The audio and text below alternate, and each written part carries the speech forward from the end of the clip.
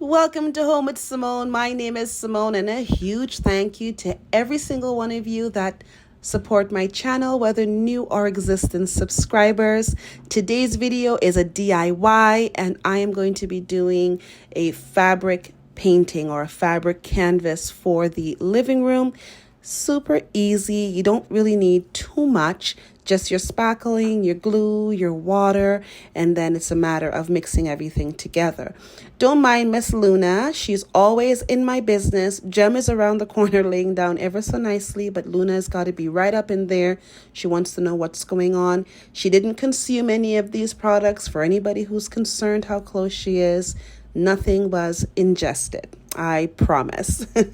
But let's get back to the mixture. So I added my glue, and then I just took a chunk of the spackle. Because I'm doing two really large pictures, I decided to make a pretty thick mixture, and trying to mix it with the stir stick was so irritating.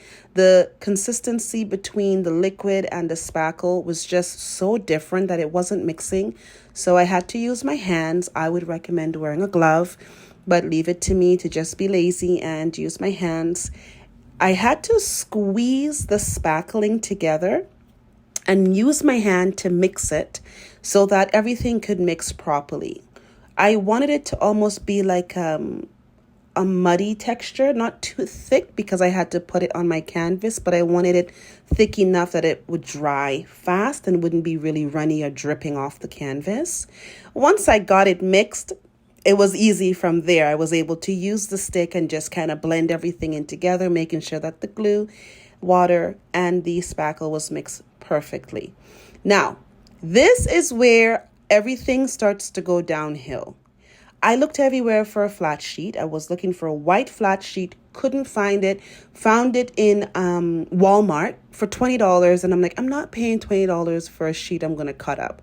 The point of this project was to make it affordable. So I had this IKEA curtain, the sheer ones, at home, and I thought, I got a couple of these left behind.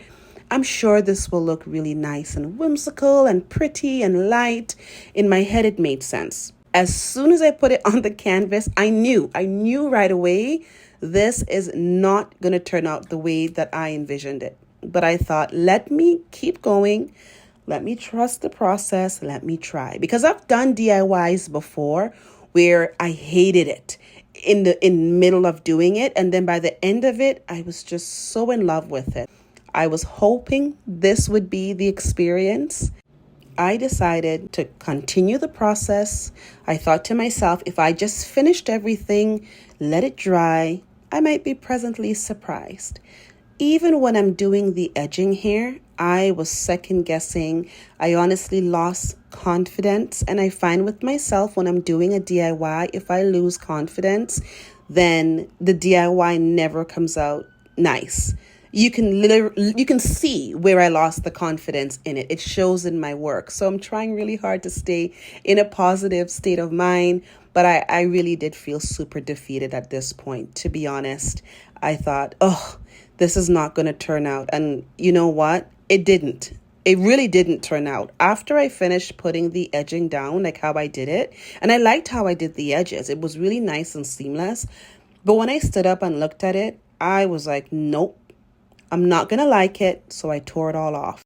I needed a break from that other canvas. I opened my new canvas. By the way, they're 30 inches by 40 inches. Perfect size that I needed for the walls. And I thought, let me start over fresh. Let me just get in tune with my creative side again. Had a woosah moment and started.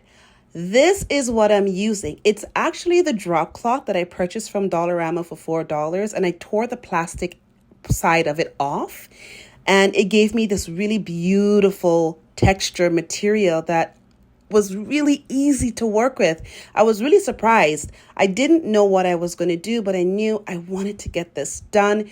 And so I looked at the drop cloth and I thought, well, I'm just going to give it a go. Let's see how it can work. And it really did. I actually recommend the drop cloth more so than I would the sheet because the drop cloth it was really easy to work with, and it created a beautiful texture that I didn't have to go back and add. Here I'm just throwing on something to bond the fabric. I just put the spackle on and then some of the leftover Mod Podge that I had.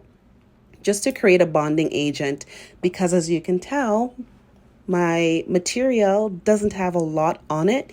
And I kind of panicked a little bit because, to be quite honest, I felt like I wasted a lot of it on the other one. But what I did was I created almost like a little bit of a triangle to hook onto the top part of the canvas, and then I draped it over in the direction that I wanted. And as you can see, I'm just moving the fabric, holding it and pulling it, and it's creating these really beautiful full pleats that I really didn't have to do too much thinking to create something beautiful. It was just pulling it and making sure that it's going the direction that I want it to go, making sure that the ends of it was applied really well. And I'm going in between and just pushing down, because I was a bit worried. Again, I didn't have enough to soak, fully saturate my material. So I'm pushing it down onto what I applied below to give it that extra stick. And then I thought, I don't really want the end of my frame to look unfinished. So instead of cutting it short like I did initially, I decided I'm just going to cut it a little bit longer, long enough for me to fold it under the frame. And again, I don't have to think about tacking it, gluing it, or using a staple gun. It looked like the fabric was completely wrapped over the canvas, and it looked really, really beautiful. It carried those pleats all the way to the edge. This is what it looks like when it was done, and there is pink on it because that's the color of the spackle. But once dried, this is how it looks. Guys, I was so excited. I woke up the next morning, and it is recommended to dry it for full 24 hours. I woke up the next morning and I walked into the living room, and I was just in awe. It was still a little soft, but it was hard enough that you can put a little bit of pressure on it. I did see a couple wet spots, and that's why I liked using the pink spackle, because it really showed me where it needed to have more drying time. But guys, I could not believe I made this. And the best part is I didn't have to do anything else. I didn't have to paint it. I didn't have to go back and add more sparkle to give it that kind of texture that I wanted, that concrete look, because the fabric that I used, it created that all on its own. So it saved me quite a bit of time. I can't believe that I created something so beautiful. This is by far the ultimate DIY. I am obsessed. I love it so much, and I'm so happy that I did it.